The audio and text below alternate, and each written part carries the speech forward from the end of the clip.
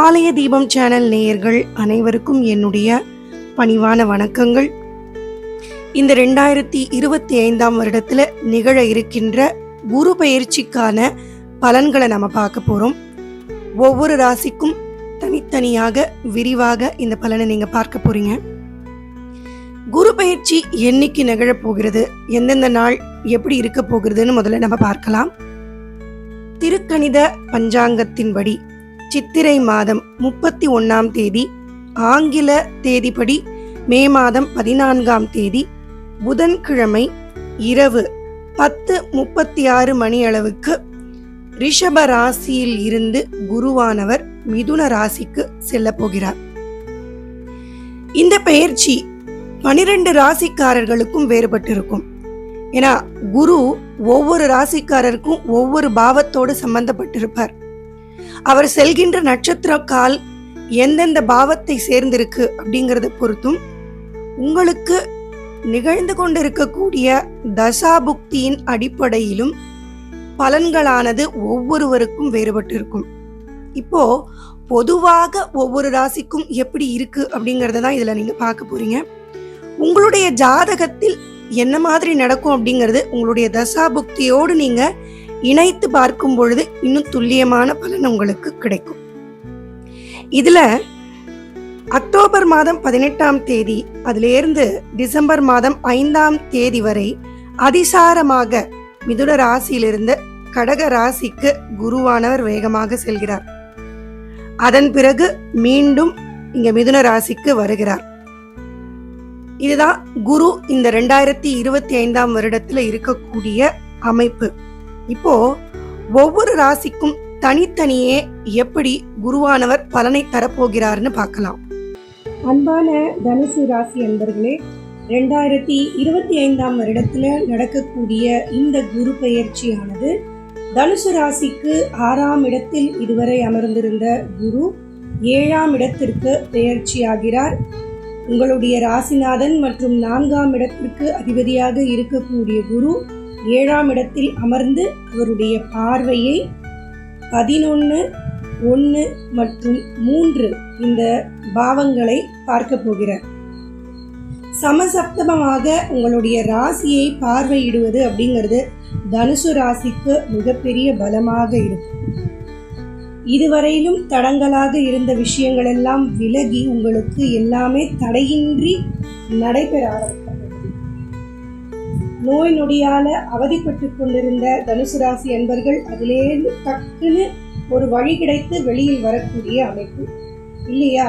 ஏதோ ஒரு சிக்கல் இருந்துட்டே இருக்கு, எனக்கு கடன் பிரச்சனை இருக்கு, இல்லை எனக்கு மற்றவங்கனால ஏதோ ஒரு தொந்தரவு இருந்துட்டே இருக்கு, இப்படி பிரச்சனையில் சிக்கி கொண்டிருந்த தனுசு ராசி அன்பர்களுக்கும் அந்த பிரச்சனையில் இருந்து விலகி வருவதற்கான சூழல்கள் அற்புதமாக அமையக்கூடிய காலகட்டமாக இந்த குரு பயிற்சி காலகட்டம் முதல்ல அமையப்போகிறது.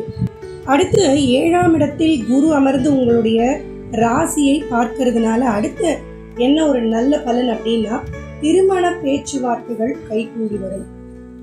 நல்ல தசாபுக்தி காலம்தான் போகுது, திருமணத்துக்கு சாதகமாக தான் போய்கொண்டிருக்கு அப்படின்னா ஜாதகம் எடுத்தீங்க அப்படின்னா மனதுக்கு நிறைவான ஒரு வரன் அமைந்து எட்டிமேளம் இசை உங்களுடைய இல்லத்தில் ஒலிக்கும்.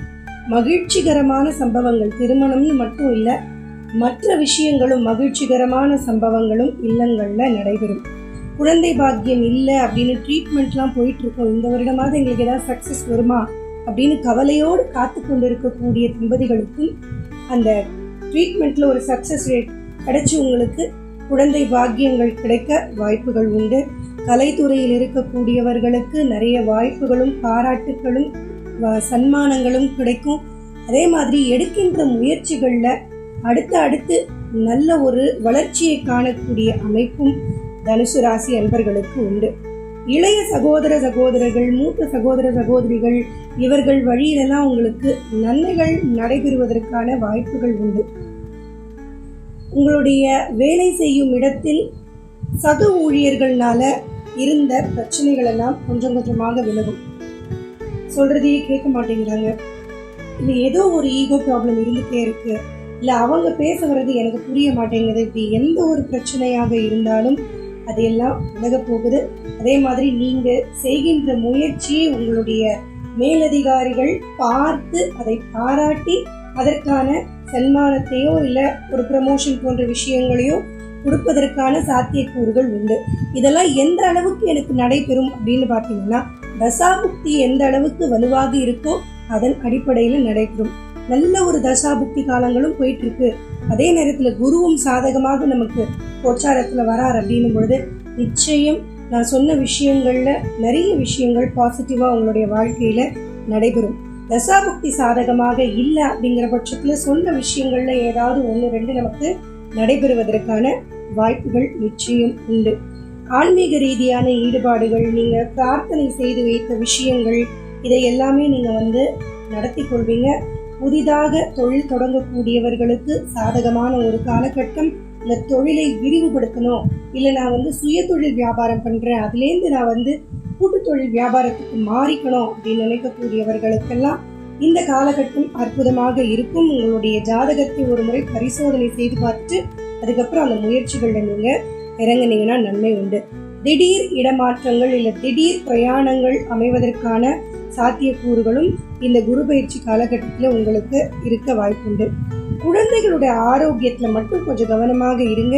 உங்களுடைய பிள்ளைகளின் நடவடிக்கைகள்ல மட்டும் கொஞ்சம் நீங்க கவனம் செலுத்தி என்ன பண்றாங்க, என்ன படிக்கிறாங்க, எங்க விளையாட போறாங்க அப்படின்னு இந்த விஷயங்கள்லாம் மட்டும் கொஞ்சம் கவனத்தோட இருக்க வேண்டியது அவசியமாக இருக்கு. பிரயாணங்கள் மேற்கொள்ளும் பொழுது வண்டி வாகனங்கள்ல செல்லும் பொழுதும் மிகவும் கவனமாக இருக்கணும். யாரையும் நம்பி எந்த ஒரு விஷயத்தையும் நீங்க பிரயாணத்தின் போது செய்யக்கூடாது, கவனமாக இருக்க வேண்டியது அவசியம். இன்னொரு விஷயம் குறிப்பா சொல்லணும் அப்படின்னா, இல்லத்தில் இருப்பவர்கள் இடத்துல நீங்க ரொம்ப அனுசரித்து நடந்து செல்ல வேண்டியது அவசியம்.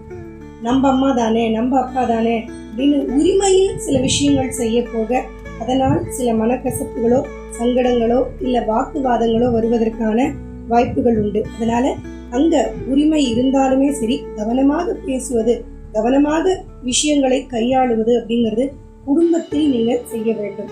பணம் கொடுக்கல் வாங்கல் இந்த விஷயங்கள்லையும் எச்சரிக்கையோட இருங்க. முகம் தெரியாதவர்களுக்கு உதவி செய்தீங்கன்னா அந்த பணம் நமக்கு திருப்பி வரலனாலும் பரவாயில்ல அப்படிங்கிற பட்சத்துல உதவிகள் செய்யுங்க. உங்களுக்கு பண தேவை இருந்தா கேட்ட இடத்திலிருந்து பண உதவிகள் கிடைப்பதற்கான சாத்தியக்கூறுகளும் இருக்கு. அதனால லோன் வாங்கி ஒரு விஷயம்லாம் செய்யணும்னு வெயிட் பண்ணவங்க இந்த முயற்சியில இறங்குனீங்கன்னா நிச்சயம் உங்களுக்கு லோன் கிடைத்து உங்களோட வேலையும் வெற்றிகரமாக முடியும். மொத்தத்தில் தனுசு ராசி அன்பர்களுக்கு பார்த்தீங்கன்னா அற்புதமாக உங்களுக்கு காரியங்கள் வெற்றி கொடுப்பதற்காக குரு 7ஆம் இடத்திற்கு வருகிறார்.